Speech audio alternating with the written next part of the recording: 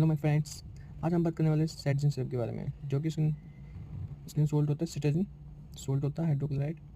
तो सेटजिन का जो है ब्रांड नेम होता है, इसमें जो कंपोजिशन होती है वो सिट्राजिन हाइड्रोक्लोराइड होती है।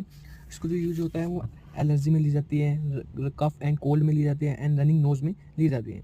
इसकी डोजेज की बात करें तो 3 to 6 मंथ को 1 ml दिन में 2 बार, 6 to 12 मंथ को 2.5 ml दिन में 2 बार और 1 to 10 ईयर्स को 3 ml दिन में 2 बार दी जाती है।